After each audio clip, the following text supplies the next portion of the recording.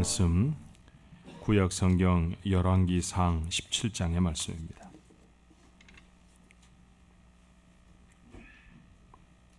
열왕기상 17장 8절 말씀부터 16절까지의 말씀 제가 봉독을 합니다. 여호와의 말씀이 엘리야에게 임하여 이르시되 너는 일어나 시돈에 속한 사르밧으로 가서 거기 머물라. 내가 그곳 과부에게 명령하여 내게 음식을 주게 하였느니라. 그가 일어나 사르밧으로 가서 성문에 이를 때 한 과부가 그곳에서 나무 가지를 줍는지라. 이에 불러 이르되 청하건대 그릇에 물을 조금 가져다가 내가 마시게 하라. 그가 가지러 갈 때 엘리야가 그를 불러 이르되 청하건대 내 손에 떡 한 조각을 내게로 가져오라. 그가 이르되 당신의 하나님 여호와께서 살아계심을 두고 맹세하노니 나는 떡이 없고 다만 통에 가루 한 움큼과 병에 기름 조금뿐이라. 내가 나뭇가지 둘을 주워다가 나와 내 아들을 위하여 음식을 만들어 먹고 그 후에는 죽으리라. 엘리야가 그에게 이르되 두려워하지 말고 가서 내 말대로 하려니와 먼저 그곳으로 나를 위하여 작은 떡 한 개를 만들어 내게로 가져오고 그 후에 너와 내 아들을 위하여 만들라. 이스라엘의 하나님 여호와의 말씀이 나 여호와가 비를 지면에 내리는 날까지 그 통에 가루가 떨어지지 아니하고 그 병에 기름이 없어지지 아니하리라 하셨느니라. 그가 가서 엘리야의 말대로 하였더니 그와 엘리야와 그의 식구가 여러 날 먹었으나 여호와께서 엘리야를 통하여 하신 말씀과 같이 통에 가루가 떨어지지 아니하고 병에 기름이 없어지지 아니하니라. 아멘. 아멘. 아버지하고 아들하고 저녁 식탁에서 서로 만났습니다. 아들이 흥분을 해서 아버지에게 이렇게 말을 하는 거예요. 아버지, 제가 오늘 감사할 일이 있어요. 어떤 일에 감사하느냐? 그렇게 물었더니 아들이 말합니다. 제가 오늘 점심쯤에 자동차를 타고 나갔다가 교통사고가 났는데 차가 2바퀴나 굴렀습니다. 그런데 아버지, 제가 하나도 다치질 않았어요. 이거 얼마나 감사한 일입니까? 그랬더니 아버지가 말씀하세요. 얘야, 정말 감사한 일이구나. 정말 다행이다. 근데 나는 너보다 더 감사할 일이 있다. 예, 아버지가 그렇게 말씀하시니까 아들이 깜짝 놀랐습니다. 아니, 아버지도 사고가 있으셨어요? 그랬더니 아버지가 이렇게 대답하세요. 아니다. 난 오늘 사고가 하나도 없었어. 그러니 얼마나 더 감사하냐. 이렇게 말씀하셨다는 거죠. 자, 옆에 분들하고 같이 한번 인사하십시다. 문제가 있건 없건 우리의 삶은 감사의 삶입니다. 옆에 분들한테 하나님께 감사합니다. 한번 인사하십시다. 하나님께 감사합니다. 우리는 예배하는 공동체지요, 그죠? 예배 시간의 가장 중요한 도막은 하나님께만 예배 드렸으면 좋겠다. 그래서 사실은 잘 박수를 치지도 않고 우리가 누구를 축하하느라고요. 찬양하면서 박수할 수 있지만 왜냐하면 우리는 다룰 수 있는 악기가 없잖아요. 우리 김 목사님처럼 기타를 잘 치거나 그러지 못하니까 우리에게는 손바닥을 치면서 이렇게 손바닥을 악기로 삼아서 찬양을 하는 거죠. 그럴 수는 있지만 누구를 축하한다든지 그런 일을 대체적으로 잘 안 해요. 주일학교 아이들이 발표할 때나 하고 요즘은 여러분들이 너무 감동이 돼서 그러는지 예배 드릴 때 이렇게 헌금 특송 같은 거 하시면 박수를 가끔씩 치시더라고요. 나쁘다고 할 수는 없는데 교회에서 잘 안 하는 일 중에 하나입니다. 그래서 사실 광고도 축도하고 난 다음에 해요. 근데 뭐 때문에 광고 전에 가십니까? 근데 그걸 좀 한번 알아보고 싶어서 오늘은 작심을 하고 여러분한테 여쭤보려고요. 뭐가 그렇게 급해요? 근데 이상한 거는 제가 올라가서 인사 다 하고 올라가 보면 위층에 다 계시더라고 그냥. 자, 공동체라고 하면 공동체에 되어지는 소식도 알아야 해요. 그래서 급하지 않으시면 예배 마지막 시간까지 다 지켜서 서로 교제하고 인사하고 그렇게 가실 수 있게 되기를 바랍니다. 우리 교회가 언제부턴가 이상한 전통이 생겨서 위층에도 아래층에도 축도하면 쫙 빠져나가시는데 그 절대로 멋있는 모습이 아닙니다. 그러니까 오늘부터는 다 남으셔야 돼요. 송 목사님은 나가셔서 일찍 나가는 사람 이름을 다 적어가지고 저한테 알려주시면 제가 이번 주 중에 특별한 신방을 꼭 하도록 그렇게 하겠습니다. 부탁 말씀인 줄 아시죠? 예. 자, 집에 가려고 고속도로를 탔어요. 그런데 사고가 났는지 차가 꽉 막혀 있습니다. 그래서 고속도로를 내려서 로컬 길로 갑니다. 갔더니 전에 몰랐던 가게들도 열리고요. 프리마켓이 열린다는 정보를 알게 됐어요. 그래서 이번 주말에는 아이들과 함께 프리마켓에 와야지 라고 집에 돌아오게 됐습니다. 길 바꿔 탄 게 괜찮은 일이었어요. 냉면 잘하는 식당에 갔습니다. 그래서 냉면 잘하는 식당에 가서 뭘 먹어야 하죠? 근데 이상하게 우리 교육자 중에 한 사람은 여기 냉면 잘해? 그럼 저 돈가스 먹겠습니다. 이러는 사람이 하나 있습니다. 누구라고 말은 못해도. 그래서 이제 냉면 잘하는 집에 가면 이제 냉면 시키잖아요. 냉면 주세요. 이렇게 했더니 하는 소리가 오늘은 냉면이 다 떨어졌네요. 이러면 참 낭패예요. 그래서 살 수 없이 국밥을 먹었는데 영 맛이 별로입니다. 다음에 다시 한번 더 가야 되겠죠. 교회 가려고 일찍 일어났습니다. 사실 주일에 일찍 일어나서 일부 예배 오는 거 쉽지 않아요, 여러분. 어려운 일을 하신 거 하나님도 아실 겁니다. 그런데 교회 오려고 하는데 친구가 오랜만에 전화를 했어요. 그래서 행선지가 골프장으로 바뀌었습니다. 그 골프는 잘 치고 돌아왔는데 어쩐지 지난주보다 잘 안 맞은 게 주일날 빼먹어서 그런 것 같은 찝찝함을 버릴 수가 없어요. 원하던 학교에 가려고 시험을 잘 치렀는데 낙방을 했습니다. 얼마나 속이 상하는지 몰라요. 그래서 별로 만족스럽지 않은 마음으로 그 학교를 쭉 4년 동안 다녔죠. 근데 그 학교를 다니는 동안에 평생 함께 살아야 할 아내를 만났습니다.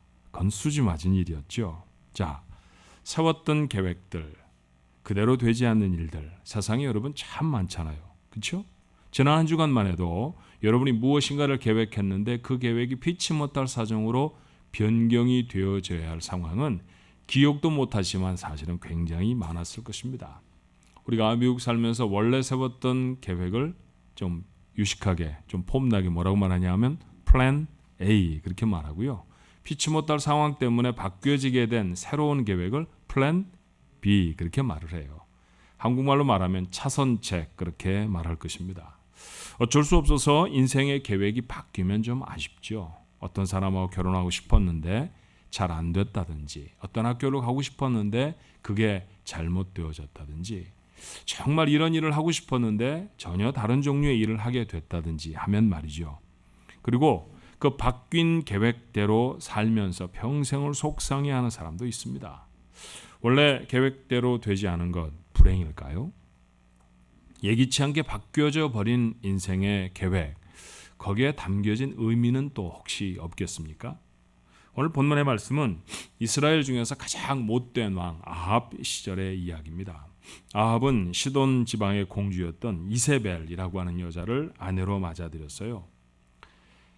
여자가 시집을 오게 되면 혼수를 가져오죠. 근데 이세벨은 혼수만 가져온 것이 아니라 바알을 숭배하는 우상 숭배를 가져왔습니다. 이스라엘로 시집을 온 그녀는 아주 사명감을 갖고 이스라엘 백성들이 하나님 섬기지 말고 바알 신을 섬기도록 바꿉니다. 하나님의 제사장들은 죽이거나 가두었고요. 그리고 하나님께 제사를 드리는 것 금지하고 탄압했습니다.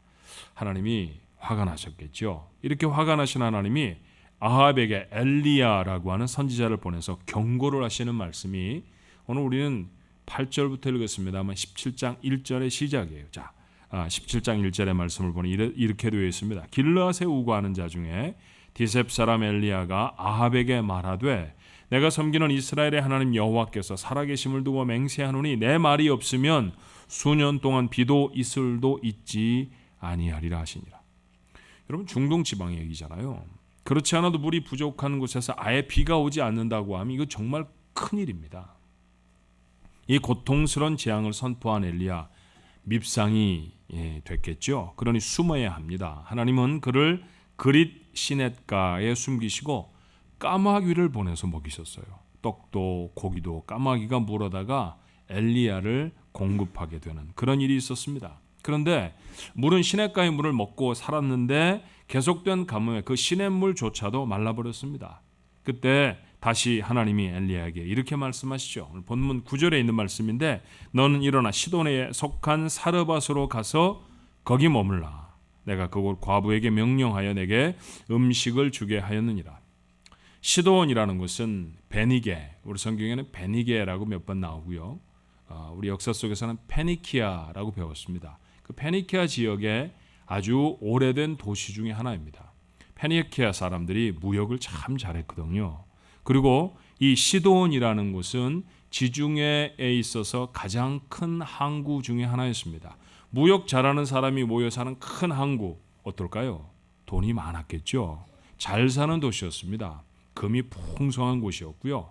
자, 그러나 지금은 이스라엘과 그 일대에 비가 한 방울도 오지 않은 기근의 때입니다. 시돈에도 예외는 아니었어요. 그렇다고 하면 아무리 무역을 잘해 살았다고 할지라도 그곳이라고 넉넉하게 마음 놓고 먹고 살 수 있는 것은 아닙니다. 근데 하나님 그곳으로 가라고 하시죠.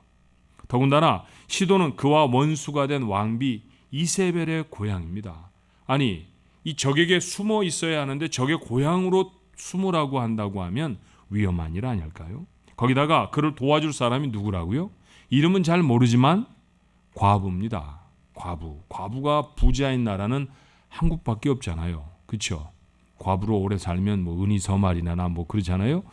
호레비로 오래 살면 이가 서말이고 색깔은 비슷한데 이게 전혀 다른 것들이 많아지니까 한국 과부만 잘 사는 것 같아요. 자, 동서고금을 막론하고요. 과부 그러면 가난하고 누군가의 도움을 받아서 살아야 할 사람, 이 사람을 말합니다. 그런데 그런 사람에게 가서 도움을 받으라니 이게 도대체 도움이 될까요? 그런데 엘리야는 하나님의 말씀대로 시돈에 갔습니다. 그리고 오늘 본문의 말씀을 보니까 그곳에 가자마자 과부를 만나기는 했어요.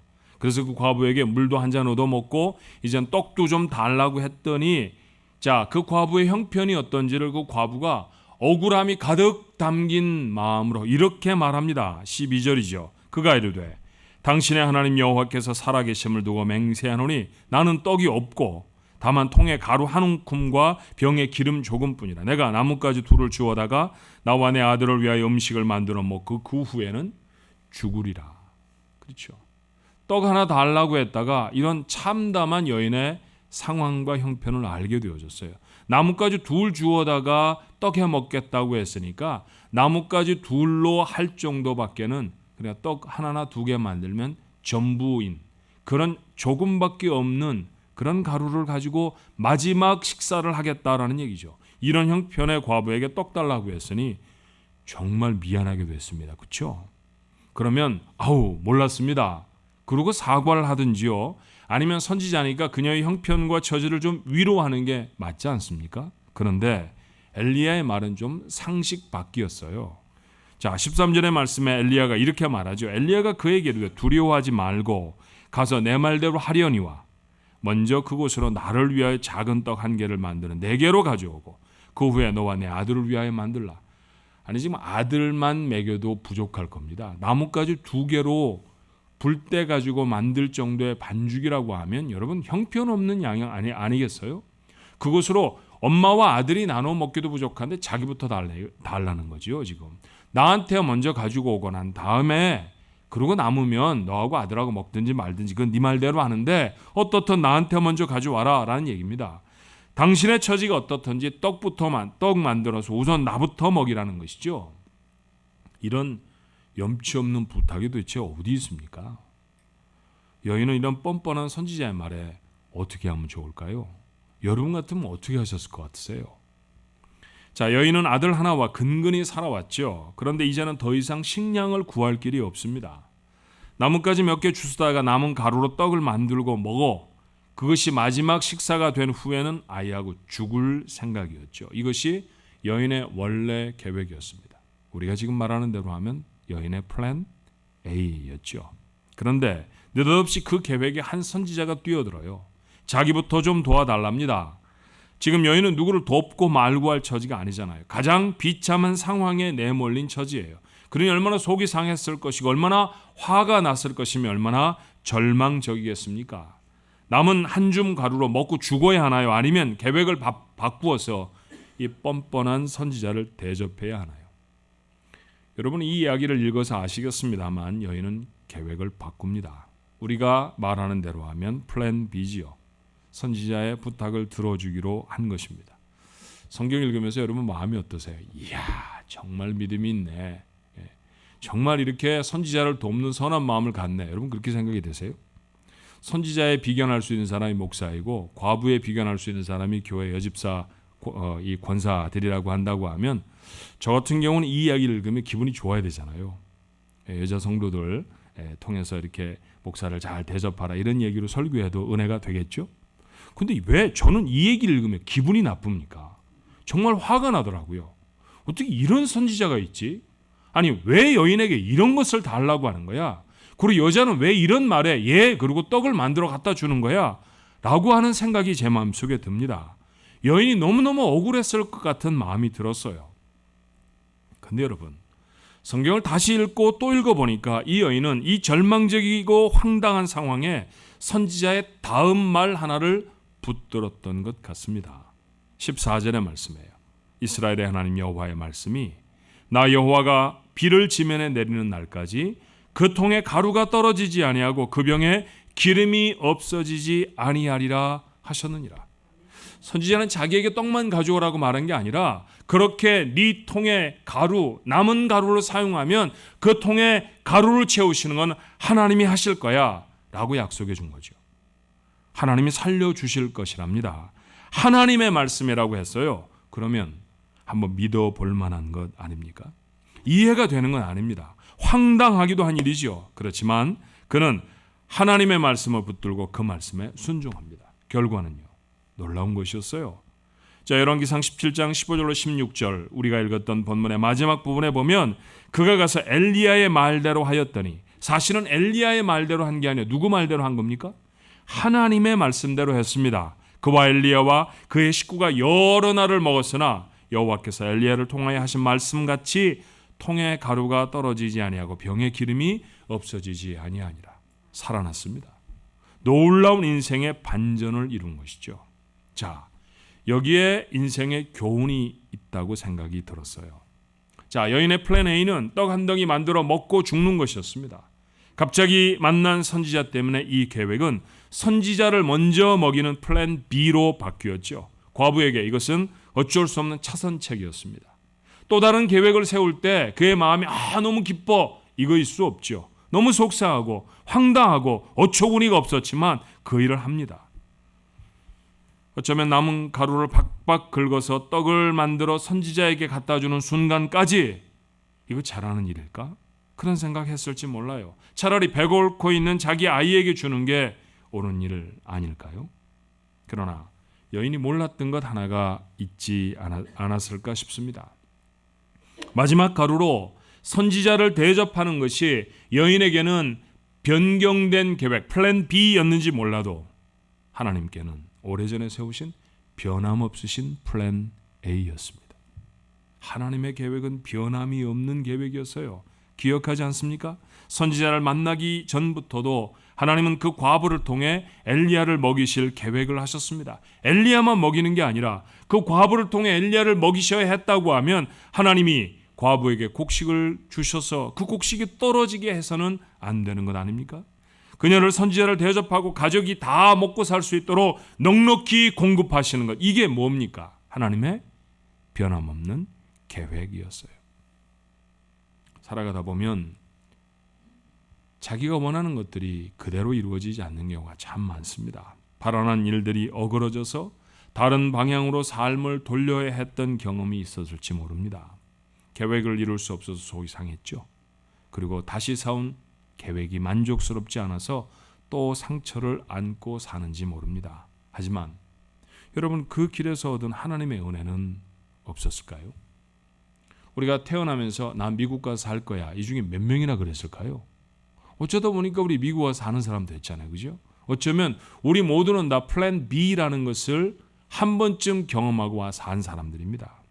어쩌면 나는 몰랐지만 하나님이 그 길의 도상에서 나에게 만나게 하신 은혜가 있었다는 사실, 우리가 기억해야 하는 것 아닐까요? 몰랐다 할지라도 하나님은 그 은혜를 만나도록 나를 그 길로 인도해 드리신 것 아니었을까 하는 것입니다. 내게는 만족스럽지 않은 차선책 플랜 B였지만 하나님에게는 나를 향한 변함없는 계획이지 않았겠는가 하는 것입니다. 성경에 의외로 그런 사람이 참 많아요. 그 중에 하나 요셉이라고 하는 사람이죠. 요셉의 계획은 무엇이었을까요? 아버지의 착한 아들로 형들의 사랑이나 받았으면 더 소원이 없는 것, 그것이 요셉의 계획이었습니다. 그런데 형들이 그 요셉을 노예로 팔아버립니다. 노예로 살아가려고 하면 최선을 다하면 밥이라도 먹겠지, 바뀌어진 플랜 B입니다. 그러다 모함을 받아 감옥에 갇히지요. 풀려날 기약이 없습니다. 여기서 살아남기라도 해야 될 것 같아. 그래서 그는 그곳에서 맡겨진 일에 최선을 다합니다. 다시 바뀌어진 플랜 C라고 해볼까요? 그런데 어느 날 그는 감옥에서 나왔고 자신을 억울하게 감옥에 쳐넣었던 군대 장관보다 훨씬 더 높은 그 나라의 총리가 되어졌습니다. 자기의 계획은 달라져야 했고 때마다 힘들고 속이 상했습니다만 그는 비로소 깨닫게 된 것이 있었어요. 후에 기근 때문에 곡식을 구하러 이집트에 왔던 형들을 만나지요. 그 형들이 두려워할 때 그는 그 형들에게 이렇게 말합니다. 창세기 45장 5절의 말씀에 당신들이 나를 이곳에 팔았다고 해서 근심하지 마소서, 한탄하지 마소서. 하나님이 생명을 구원하시려고 나를 당신들보다 먼저 보내셨나이다. 하나님의 계획이었습니다. 제게는 생존의 문제로 바뀌어진 플랜 B, 플랜 C였지만 그런데 돌아보니 하나님께는 한 번도 변함이 없이 나를 우뚝 세우셔서 당신을 도우시고 내 삶을 멋지게 만드실 하나님의 플랜, 그건 변함없이 나에게 계속되어져 있었습니다. 요셉의 고백만이어야 합니까? 인생이 이렇다고 하는 사실을 알면 억울할 게 없습니다. 유대인의 랍비가 되려던 바울을 하나님은 이방 세계 복음 전파자로 세우셨죠. 갈릴리의 성공한 어부가 되려고 했던 베드로를 그 손에서 그물을 내려놓게 하시더니 사람을 살리는 자로 세워내십니다. 같은 얘기가 우리의 것이기도 해요. 속상해하지 마십시오. 내 꿈을 포기한 것이 아니라 어쩌면 하나님의 더 귀한 은혜를 이루시려는 하나님의 계획이었을지 모릅니다. 무엇 때문에 속상해하고 무엇 때문에 힘들어하는지 곰곰 살펴보면 내가 하려고 했던 일들의 좌절을 경험했던 것일 수 있어요. 그런데 거기에 하나님을 더해보면 하나님의 계획이 보입니다. 자, 이렇게 하나님의 계획이 우리의 삶 속에 임했을 때 우리가 기억해야 할 몇 가지가 있어요. 첫 번째, 여인에게는 하나님의 계획을 상기시켜주는 선지자가 있었다라고 하는 사실을 놓치지 말아야 합니다. 마지막 식사를 하고 죽는 것 밖에는 몰랐던 여인에게 엘리야는 하나님의 계획을 알려주죠. 너 때문에 내가 먹고 살 거야. 너를 통해서 나를 하나님이 공급하실 거야. 그러니 내 독에 곡식이 떨어지지 않고 채우실 분이 하나님이셔 라고 하는 것입니다. 하나님은 여인에게 먹을 것을 공급하실 것이고요. 그녀를 통해 자신도 도움을 받을 것이라는 하나님의 계획을 그녀에게 알려줍니다. 여러분, 엘리야는 어떻게 하나님의 계획을 이 절망적인 여인에게 이렇게 담대히 전할 수 있었을까요? 그는 이미 하나님의 은혜를 그릿 시냇가에서 경험했기 때문이었습니다. 우리가 읽지는 않았습니다만 열왕기상 17장의 6절의 말씀에 보니 까마귀들이 아침에도 떡과 고기를 저녁에도 떡과 고기를 가져왔고 그가 시냇물을 마셨다고 했습니다. 그릿 시냇가에 숨겨놓은 엘리야를 하나님이 먹이시는 방법은 까마귀가 곡식을 물어오는 것이었어요. 여러분, 새 부리에 곡식이 얹혀지면 지가 먹게 될까요? 사람에게 줄까요? 지 새끼가 아니면 안 줄 겁니다. 그렇죠? 그런데 떡도 고기도 물어다가 엘리야에게 날랐다니요. 새가 물어다 날랐으니 이만한 것은 아니지 않았겠어요? 요만한 조그만한 덩어리들을 얼마나 많은 까마귀들이 엘리야에게 날라왔을까요? 그것도 아침 저녁으로 떡만 아니라 고기도 말입니다. 이 경험을 엘리야가 며칠쯤 했는지 몰라도 했던 것이죠. 하나님이 자신을 먹이고 하나님이 자신을 보호하신다는 사실을 그는 경험합니다. 이 하나님의 은혜를 경험한 엘리야가 다시 과부를 통해 하나님이 자신을 먹일 것이라고 하는 사실을 의심하지 않습니다. 시돈에 가라. 예, 그곳에 가서 먹을 수 있다는 상황 자기 잘 모릅니다. 그런데 하나님이 가라고 하시니까 갑니다. 그곳은 이세벨의 땅인데요. 그런데 핑계대지 않고 갑니다. 하나님 어떻게 과부에게 얻어먹고 삽니까? 아니었습니다. 하나님이 가라고 하니 갔고요. 만나라고 하니 과부를 만났죠. 왜요? 왜 이런 일이 가능했을까요? 이전에 경험한 하나님의 은혜가 있었기 때문입니다. 그런 은혜를 경험했던 엘리야가 담대하게 여인에게 말하죠. 떡 만들어 나한테부터 갖고 오십시오. 그러면 삽니다. 그가 과부에게 떡을 만들어 오라는 부탁은 그러고 보니 뻔뻔한 것이 아니라 믿음의 권면이었다는 것이에요. 여러분, 주변을 돌아보셔야 합니다. 곁에 누가 계십니까? 늘 세상 얘기만 하고 부정적인 말만 늘어놓는 사람과 함께하지 마십시오. 그들은 하나님의 계획을 어둡게 하는 사람들입니다. 은혜를 경험한 사람과 함께하셔야 합니다. 그들의 권면을 흘려듣지 마셔야 합니다. 하나님은 먼저 은혜를 경험한 사람을 통해 당신을 향한 하나님의 계획을 알려주십니다. 여러분의 목장이 그런 곳이 되어줬으면 좋겠어요. 허접한 세상 이야기로 가득 채우는 목장 모임으로 지나지 마시고 자신의 삶 속에 베풀어 주신 하나님의 은혜를 간증하고 나타내고 소개하는 자리로 삼으십시오. 그리고 어려움과 문제 속에 빠져있는 누군가에게 하나님이 또다시 세우실 계획이 무엇인지를 진지하게 탐구해가는 사람들, 그런 사람의 모습, 하나님의 계획을 이룰 수 있는 사람들입니다. 두 번째, 순종해야 합니다. 하나님의 말씀이라는 확신이 들었습니까? 그러면 순종해야죠. 이것이 하나님의 계획인지 아니면 그저 나를 위로하는 말인지를 구별할 때까지는 정말 치열한 노력이 필요합니다. 금식도 하고요, 기도도 하고 새벽 예배도 나와야 합니다. 그렇게 엎어져서 이게 하나님의 뜻입니까? 하나님의 뜻이 도대체 무엇입니까?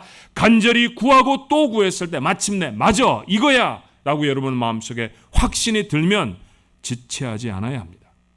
기왕이면 콧노래를 부르면서 마지막 가루를 아낌없이 털어내서 선지자를 대접하십시오. 다시 채워질 내 빈 그릇을 기대하며 마땅한 마음으로 순종해야 합니다. 그곳에 하나님의 은혜가 임하고요, 그런 순종의 사람이 하나님의 은혜를 누립니다. 마지막으로 감사해야 합니다. 저는 중학교 학생 때 집에 학교에서 참 멀었어요. 시외버스를 타고 다녀야 했습니다. 아침에 일찍 나가서 시외버스를 타야 하는데 그 시외버스의 인터벌이 그 간격이 20분 정도였어요. 그러니까 첫 차를 놓치고 제가 타야 할 차를 놓치고 그 다음 차를 타면 지각하는 거예요. 근데 어느 날 어머니가 그날따라 이건 먹고 와라 저건 먹고 와라 하도 성화를 내시는 바람에 꼬무닥꼬무닥거리다가 늦었습니다. 제가 꼭 타고 가야 하는 차를 놓쳐버렸어요. 20분을 발을 동동거리고 기다렸는데 버스가 제가 발 동동거린다고 일찍 옵니까? 버스는 버스 시간에 맞춰 왔죠. 그래서 그거 타고 학교에 갔습니다. 당연히 지각을 했고요.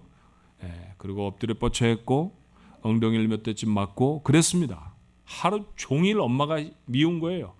왜 밥은 먹으라고 그래갖고 왜 그걸 먹으라고 그래가지고 하루 종일 툴툴툴툴 대면서 지났습니다. 보충수업까지 끝나고 늦지막히 집에 왔는데 집에 난리가 났어요. 교인들이 신방을 오고 어머니는 아예 머리에다가 수건 하나 얹고 누워 계십니다. 야, 이게 도대체 어떻게 된 일일까요? 엄마, 무슨 일이 생겼어? 그랬더니 우리 어머니가 벌떡 일어나셔서 날 끌어안고 펑펑 우십니다. 사건의 전말은 이랬어요. 제가 놓쳐버린 버스가 아침에 가다가 교통사고가 났습니다. 대형 사고였고요.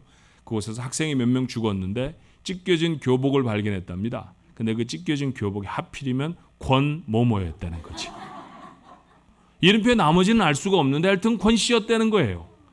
이야, 참 여러분 사고의 소식을 알게 되는 것도 당시에는 그렇게 쉽게 빠르게 알려지는 때가 아니었고요.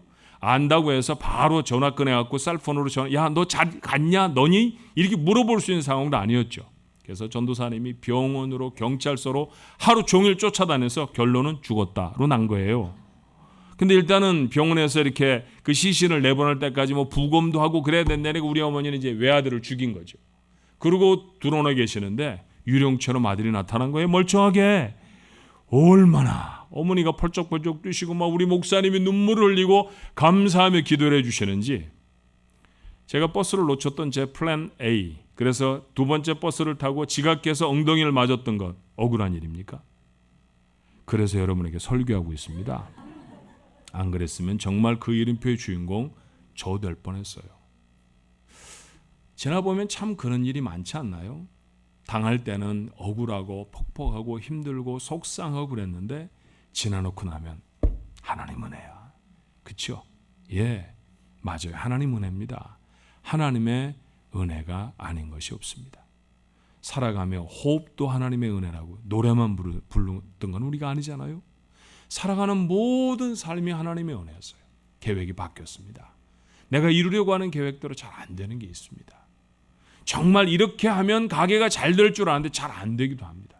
부자가 돼 돈 많이 벌 줄 알았는데 가난할 수도 있습니다. 근데 여러분, 눈을 닦고 마음의 눈 말입니다. 자세히 들여다보면 그 가운데 내가 만나야 할 하나님의 은혜가 있어요. 병들었을 때 경험했던 하나님의 은혜 있죠. 애가 속상하게 했을 때 만나는 하나님의 은혜 있잖아요. 만나지 않았으면 좋겠다 싶었던 사건과 사고 앞에서 내 속을 적셨던 하나님의 은혜 정말 모르십니까? 그거 있어요. 그거 우리에게 있습니다. 그러니 우리 입장에선 감사할 것밖에 없습니다. 인생의 비밀을 알면 하나님 앞에 감사하는 거죠. 뭔가를 잃어버리고 어떤 꿈은 접고 어떤 사람은 떠나보내고 속상하고 되는 게 없는 인생이라고요? 여러분 정말 되는 게 없는 인생이에요? 아니잖아요. 여러분 잘 됐잖아요. 여러분이 부자인지 아닌지 전 잘 몰라요. 장수를 할지 아닐지도 잘 모릅니다. 그런데 모두에게 확실한 것 하나는 있지 않습니까? 우리 모두는 하나님의 자녀입니다. 이거면 되지 않아요? 이것보다 더 큰 게 어디 있습니까? 아버지를 찾았는데, 돌아갈 집을 얻게 됐는데, 이 세상에 문제가 생기면 맡겨놓은 것처럼 달라고 할 든든한 아버지가 생겼는데 뭐가 더 필요해요? 그래요. 그 은혜입니다. 되는 것 없는 인생이 아니었어요. 하나님은 한 번도 우리를 잊으신 적이 없습니다. 초지일관 은혜의 자리로, 구원의 자리로 우리를 밀어붙이셔서 여기까지 와 있는 줄로 믿습니다. 바뀌어져 버린 여러분의 계획에 절망하지 마십시오. 바뀌지 않은 하나님의 계획에 감사할 수 있기를 바랍니다. 이런 인생의 비밀을 알면 누가 시켜서가 아니라 인생의 유익이라고 하니까 억지로 하는 것이 아니라 마음을 다해서 감사할 수 있습니다. 감사는요, 우리가 숨을 쉬듯이 심장이 박동을 하듯이 우리가 살아있다고 하는 증거이기 때문입니다. 감사하는 여러분 되시길 바랍니다. 감사가 진실로 되어질 때 여러분의 속에 있는 모든 상처들이 다 치유될 줄로 믿습니다. 이 놀라운 은혜를 경험한 우리 가족들 되기를 축원합니다. 기도하십시다. 속상해서 마지못해 계획을 바꿨던 경험들이 저희들에게 여러 번 있었습니다.